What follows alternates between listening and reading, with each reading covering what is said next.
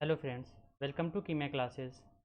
हम लोग इस वीडियो में हिंदी व्याकरण के अव्यय और अव्यय के भेद, प्रत्यय और उपसर्ग के बारे में बात करने वाले हैं। तो सबसे पहले हम लोग अव्यय के बारे में बात करेंगे। अव्यय की परिभाषा: ऐसे शब्द जिनमें लिंग, वचन, पुरुष, कारक आदि के कारण कोई विकार नहीं आता हो, अव्यय शब्द कहलाते हैं। ये शब्द हमेशा अपरिवर्तित, अविकारी और अव्यय रहते हैं। इन शब्दों का मूल रूप स्थिर रहता है, कभी भी बदलता नहीं, जैसे आज, कब, परंतु, क्यों, किंतु, जब, तब और अतः, इसलिए आदि। अव्यय के भेद: अव्यय के चार भेद किए गए हैं। नंबर 1, क्रिया विशेषण। ऐसे शब्द जो क्रिया की विशेषता बतलाते हैं उन्हें क्रिया विशेषण कहते हैं। अर्थ के आधार पर क्रिया विशेषण 4 प्रकार के होते हैं। नंबर 1, कालबोधक। ऐसे शब्द जो क्रिया के होने या करने के समय का बोध कराते हैं, जैसे आज, कल, कब, जब, अब, तब, प्रतिदिन, साय आदि। स्थान। नंबर 2, स्थान बोधक। ऐसे शब्द जो क्रिया के स्थान या दिशा का बोध कराते हैं, जैसे इधर, उधर, ऊपर, नीचे, पास, दूर, यहाँ, वहाँ, अंदर, बाहर आदि। नंबर 3, परिमाण बोधक। ऐसे शब्द जो क्रिया के होने की मात्रा या परिमाण का बोध कराते हैं, जैसे बराबर, कुछ, बहुत, कम, जितना, खूब, अति, ठीक आदि। रीति बोधक। ऐसे शब्द जो क्रिया के होने की रीति या ढंग का बोध कराते हैं, जैसे शीघ्र, तेज, सहसा, अचानक, शायद, मानो आदि। फिर है नंबर 2, संबंध बोधक। ऐसे अव्यय शब्द जो किसी संज्ञा या सर्वनाम शब्द के साथ लगकर उसका संबंध वाक्य में प्रयुक्त अन्य शब्द से बताते हैं, उन्हें संबंध बोधक अव्यय कहते हैं। जैसे पहले, पीछे, उपरांत, सामने, आगे, अपेक्षा, समान, तुल्य, भीतर आदि। फिर है समुच्चय बोधक। ऐसे अव्यय शब्द जो दो शब्दों, वाक्यांशों या वाक्यों को जोड़ते हैं, उन्हें समुच्चय बोधक अव्यय या संयोजक शब्द कहा जाता है। जैसे और, तथा, एवं, यथा, यदि, इसलिए, किंतु, परंतु, अपितु आदि।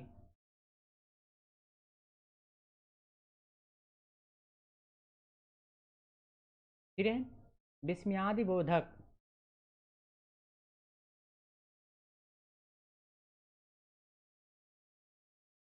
ऐसे अव्यय जो आश्चर्य, विस्मय, शोक, घृणा, प्रशंसा, प्रसन्नता, भय आदि भाव का बोध कराते हैं, उन्हें विस्मयादि बोधक अव्यय कहते हैं। जैसे अरे, अहो, सच, ओह, उफ, आह, हाय, शाबाश, वाह, सावधान, काश, सुनते हो आदि।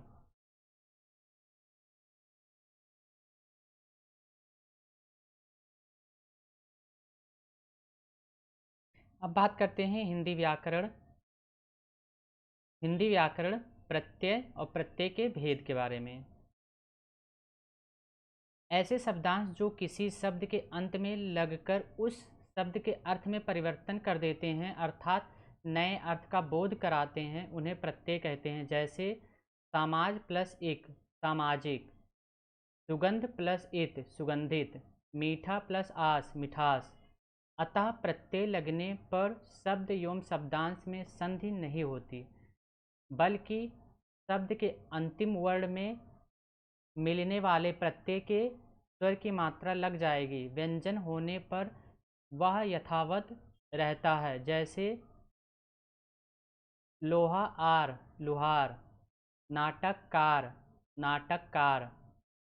भेद: मुख्यतः 2 भेद होते हैं, कृदंत और नंबर 2 है तद्धित। कृदंत प्रत्यय: ऐसे प्रत्यय जो धातुओं अर्थात क्रियापद के मूल रूप के साथ लगकर नए शब्द का निर्माण करते हैं, कृदंत या कृत प्रत्यय कहलाते हैं। हिंदी क्रियाओं में अंतिम वर्ण न का लोप कर शेष शब्द के साथ प्रत्यय का योग किया जाता है। ये 5 प्रकार के होते हैं। नंबर 1 कृतवाचक। ऐसे प्रत्यय कर्तावाचक शब्द बनाते हैं जैसे अक, अक से लेखक, नायक, गायक, पाठक। अक्कड़ से भुलक्कड़, घुमक्कड़, पियक्कड़, कुदक्कड़। आक से तैराक, लड़ाक। आलू से झगड़ालू, आकू से लड़ाकू। आड़ी से खिलाड़ी, इयल से अड़ियल, मरियल।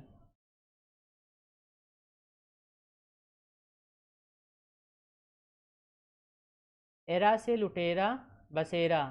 एया से गवैया, ओड़ा से भगौड़ा। ता से दाता, वाला से पढ़ने वाला। हार से राखनहार, चाखनहार। फिर आता है नंबर 2 कर्मवाचक। ऐसे प्रत्यय जो कर्म के अर्थ का बोध कराते हैं जैसे औना, खिलौना, खेलना। नी, सूंघनी। फिर है नंबर 3 कैडवाचक। ऐसे प्रत्यय जो क्रिया के कारण को बताते हैं जैसे आ, झूला, झूलना। ओ, झाड़ू, झाड़ना। ना, बेलन, बेलना। फिर नंबर 4 भाववाचक। ऐसे प्रत्यय जो क्रिया से भाववाचक संज्ञा का निर्माण करते हैं जैसे आ से मार, लूट, तोल, लेख। फिर बड़ा आ पूजा। आई से लड़ाई, कटाई, छड़ाई, चढ़ाई, सिलाई। आन से मिलान, चढ़ान, उड़ान, उठान। आप से मिलाप, विलाप। आव से चढ़ाव, घुमाव, कटाव। आवा से बुलावा। आवट से सजावट, लिखावट, मिलावट। आहट से घबराहट, चिल्लाहट। ई से बोली। औता से समझौता। औती से कटौती, मनौती। ती से बढ़ती, उठती, चलती। ता से बचत, खपत, बढ़त। ना से फिसलन, ऐठन। नी से मिलनी। नंबर 5 है क्रियाबोधक। ऐसे प्रत्यय जो क्रिया का ही बोध कराते हैं जैसे हुआ, चलता हुआ, पढ़ता हुआ। नंबर 2 है तद्धित प्रत्यय। ऐसे प्रत्यय जो क्रिया पदों के अतिरिक्त संज्ञा, सर्वनाम, विशेषण आदि शब्दों के साथ लगकर नए शब्द का निर्माण करते हैं उन्हें तद्धित प्रत्यय कहते हैं। जैसे छात्र प्लस आ, छात्रा। देव प्लस ई, देवी। मीठा प्लस आस, मिठास। ये 6 प्रकार के होते हैं। नंबर 1 कृत्यवाचक तद्धित जो किसी संज्ञा, सर्वनाम या विशेषण शब्द के साथ जुड़कर कर्तावाचक शब्द का निर्माण करते हैं जैसे आर, लोहार, सुनार। इया से रसिया। ई से तेली, एरा से घसेरा।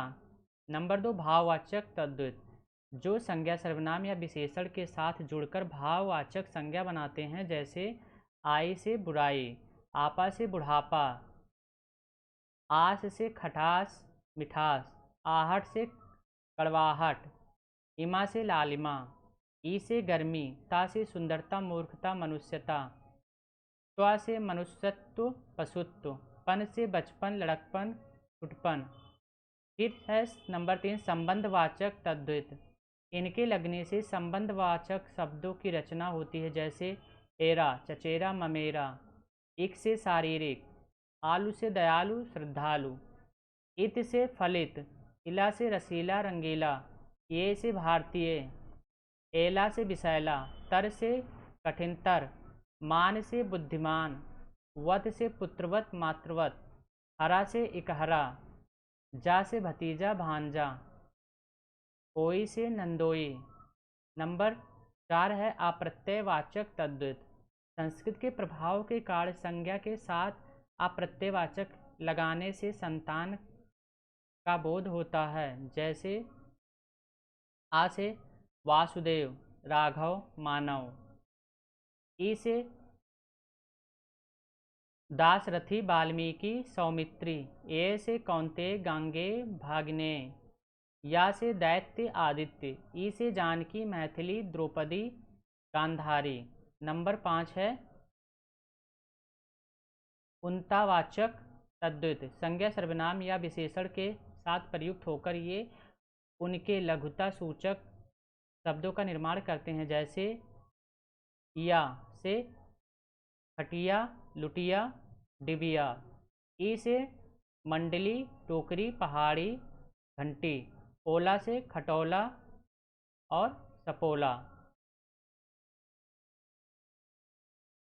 फिर है नंबर 6 स्त्रीबोधक तद्धित। आ से सुता, छात्रा, अनुजा।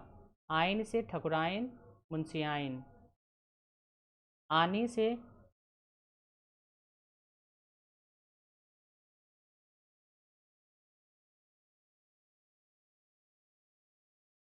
से देवरानी, सेठानी, नौकरानी। इन से बाघिन, मालिन। नी से शेरनी, मोरनी। उर्दू के प्रत्यय हैं। हिंदी भाषा की उदारता के कारण उर्दू के कतिपय प्रत्यय हिंदी में प्रयुक्त होने लगे हैं, जैसे गर से जादूगर, बाजीगर, कारीगर, सौदागर। ची से अफीमची, तबलची, बाबरची, तोपची। नाक से शर्मनाक, दर्दनाक। दार से दुकानदार, मालदार, हिस्सेदार, थानेदार। ईस से फरमाइश, पैदाइश, रंजिश। गी से दीवानगी, ताजगी, सादगी। बाज से नशेबाज, चालबाज, दगाबाज। साज से जिल्दसाज, घड़ी साज, जालसाज। मंद से अक्लमंद, ज़रूरतमंद, एहसानमंद।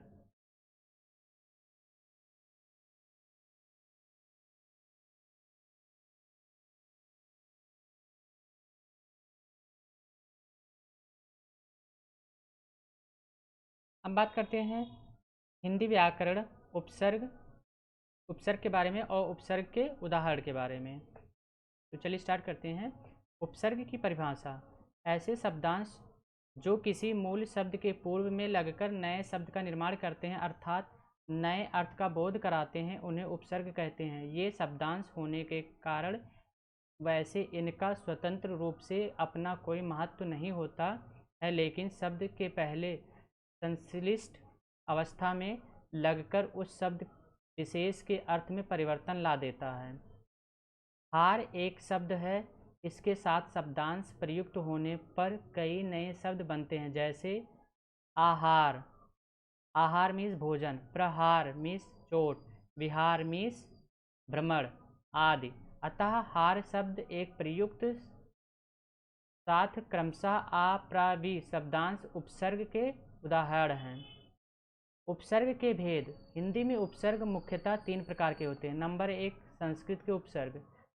ये हैं अति से अधिक अथवा परे, अतिशय, अतिक्रमण, अतिवृष्टि, अतिशीघ्र, अत्यंत, अत्यधिक, अत्याचार, अतीन्द्रिय, अतियुक्त, अत्युत्तम, अत्यावश्यक, अतीव। नंबर 2 अधि से प्रधान या श्रेष्ठ, अधिकरण, अधिनियम, अधिनायक, अधिकार, अधिमास, अधिपति, अधिकृत, अध्यक्ष, अधीक्षक, अध्यात्म, अध्यापक। फिर अनु से अनुकम मतलब पीछे या समान, अनुकरण, अनुकूल, अनुचर, अनुज, अनुशासन, अनुरूप, अनुराग, अनुक्रम, अनुनाद, अनुभव, अनुशंसा, अन्वय, अन्वीक्षण, अन्वेषण, अनुच्छेद, अनुचित। फिर नंबर 4 है अप से बुरा अथवा विपरीत, अपकार, अपमान, अपयश, अपशब्द, अपकीर्ति, अपराध, अपव्यय, अपहरण, अपकर्ष, अपशकुन, अपेक्षा। नंबर 5 है अभि से पास अथवा सामने, अभिनव, अभिनय, अभिवादन, अभिमान, अभिभाषण, अभियोग, अभिभूत, अभिभावक, अभ्युदय, अभिप्सा, अभ्यास। फिर अव से है बुरा अथवा हीन, बुरा और हीन, अवगुण, अवनति, अवधारणा, अवज्ञा, अवगति, अवतार, अवसर, अवकाश, अवलोकन, अवशेष, अवतरण। नंबर 7 है आ से तक या से, आजन्म, आहार, आयात, आतप, आजीवन, आगार, आगम, आमोद, आशंका, आरक्षण, आमरण, आगमन, आकर्षण, आबाल वृद्ध, आघात।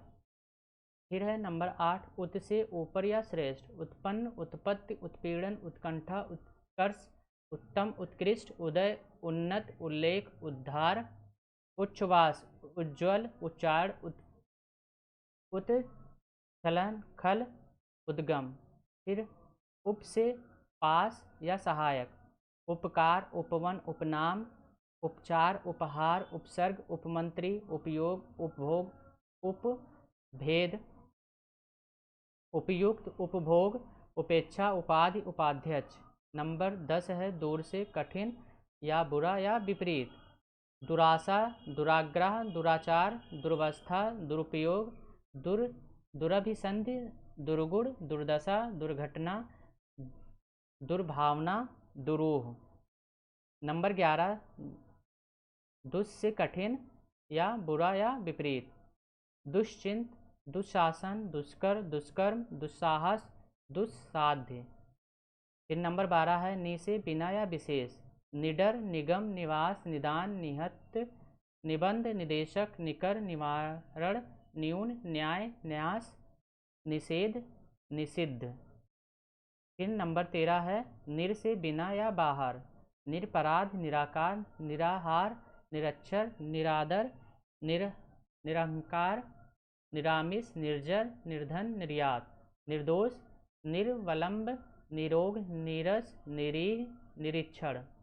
नंबर 14 है निस से बिना या बाहर, निश्चय, निश्चल, निष्काम, निष्कर्म, निष्पाप, निष्फल, निस्तेज, निस्संदेह। फिर 15 है प्रा से, प्रा मीन्स इसके लिए आगे या अधिक के लिए जोड़ा जाता है, प्रदान, प्रबल, प्रयोग, प्रचार, प्रसार, प्रहार, प्रयत्न, प्रभंजन, प्रपौत्र, प्रारंभ, प्रोज्ज्वल, प्रेत, प्राचार्य, प्रायोजक, प्रार्थी। फिर नंबर 16 है प्रा से विपरीत, पीछे या अधिक, पराजय, पराभाव, पराक्रम, परामर्श, परावर्तन, पराविद्या, पराकाष्ठा। नंबर 17 है पर से चारों ओर या पास के लिए, परिक्रमा, परिवार, परिपूर्ण, परिमार्जन, परिहार, परिक्रमण, परिभ्रमण, परिधान, परिहास, परिश्रम, परिवर्तन, परीक्षा, पर्याप्त, पर्यटन, परिणाम, परिमाण, पर्यावरण, परिच्छेद, पर्यंत। नंबर 18 है प्रति से प्रत्येक या विपरीत के लिए, प्रतिदिन, प्रत्येक, प्रतिकूल, प्रतिहिंसा, प्रतिरूप, प्रतिध्वनि, प्रतीक्षा, प्रत्युत्तर, प्रत्याशा, प्रतीति। नंबर 19 है वी जो विशेष या भिन्न के लिए, विजय, विज्ञान, विदेश, वियोग, विनाश, विपक्ष, विलय, विहार, विख्यात, विधान, व्यवहार, व्यर्थ, व्यायाम, व्यंजन, व्याधि, व्यसन, व्यूह, विद्वेष। फिर 20 नंबर है सु, अच्छा और सरल के लिए, सुगंध, सुगति, सुबोध, सुयश, सुमन, सुलभ, सुशील, सुअवसर, स्वागत, स्वालम, स्वालप, सुक्ति। फिर 21 है सम, अच्छी तरह या पूर्ण शुद्ध के लिए, संकल्प, संचय, संतोष, संगठन, संचार, संलग्न, संयोग, संहार, संशय, संरक्षा। फिर 22 नंबर है अन, नहीं या बुरा के लिए, अनंत, अनादि, अनेक, अनाहुत, अनुपयोगी, अनागत, अनिष्ट, अनीह, अनुपयुक्त, अनुपम, अनुचित, अनन्य। फिर नंबर 2 हिंदी के उपसर्ग, अन जो है नहीं के लिए, अनपढ़, अनजान, अनबन, अनमोल, अनहोनी, अनदेखी, अनचाहा, अनसुना। नंबर 2 है अध, आधा के लिए, अधपका, अधमरा, अधजला, अधगला, अधकचरा, अधखिला, अधनंगा। फिर उ, उचक्का, उजड़ना, उछलना, उखाड़ना, उतावला। नंबर 4 है उन, एक, कम के लिए, 19, 29, 39, 59, 49, 59, 79। फिर नंबर 5 है औ, अब के लिए, अवगुण, अवगढ़, अवसर, अवघट, अवतार। फिर नंबर 6 है कु मीन्स बुरा के लिए, कुरूप, कुपुत्र, कुकर्म, कुख्यात, कुमार्ग। फिर नंबर 7 है चौ या चार के लिए, चौराहा, चौमासा, चौपाया, चौरंगा, चौकन्ना, चौमुखा, चौपाल।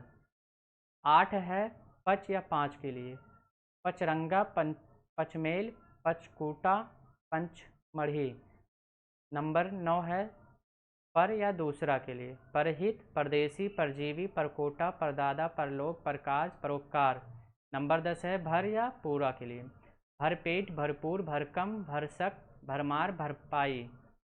नंबर 11 है बिन या बिना के लिए, बिन खाया, बिन ब्याह, बिन बोया, बिन जाया, बिन बुलाया। नंबर 12 है तीन के लिए, तिरंगा, तिराहा, तिपाई, तिकोन, तिमाही। 13 है दो या तुरा के लिए, तुरंगा, दुलत्ती, दुनाली, तुराहा, दोपहरी, दुगुना, दुकाल, दुबला।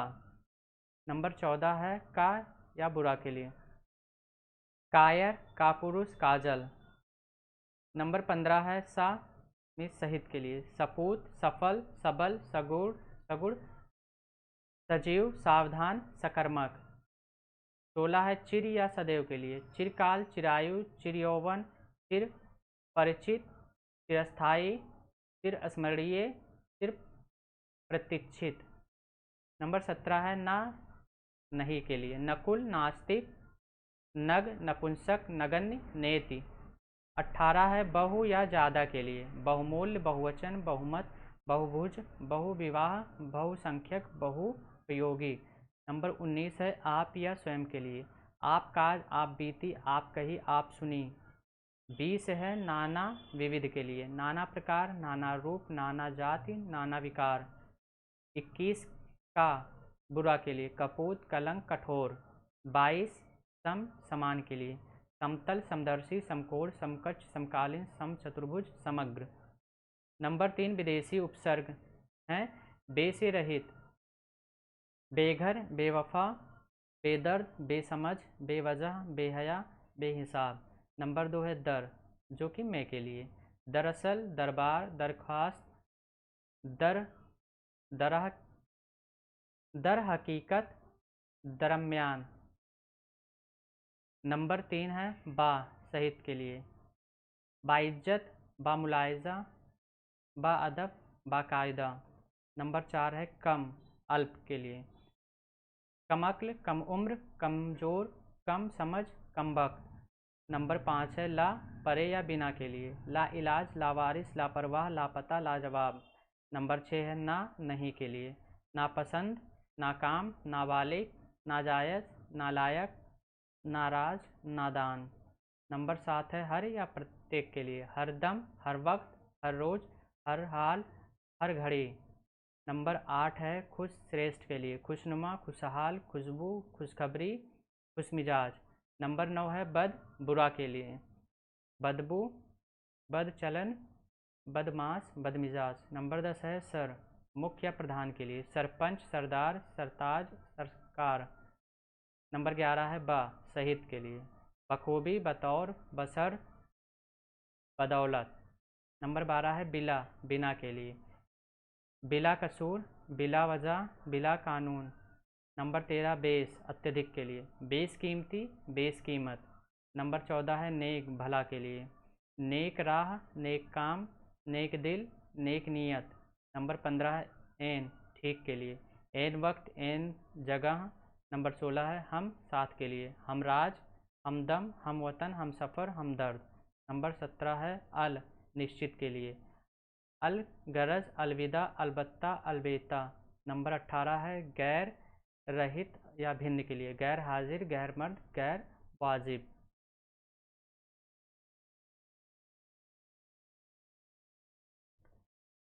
फिर नंबर 19 है हेड के लिए, प्रमुख, headmaster, head office, head boy. Number 20 है हाफ मीस आधा के लिए, हाफ कमीज, half ticket, half pant, half shirt. 21 है सब या उप के लिए, सब registrar, sub committee, sub inspector. 22 है को सहित के लिए, कोऑपरेटिव, कोऑपरेशन, को एजुकेशन। ओके धन्यवाद। तो हमारे ये तीनों टॉपिक इसमें कवर हो गए हैं, कंप्लीट हो गए हैं। ओके धन्यवाद, थैंक यू।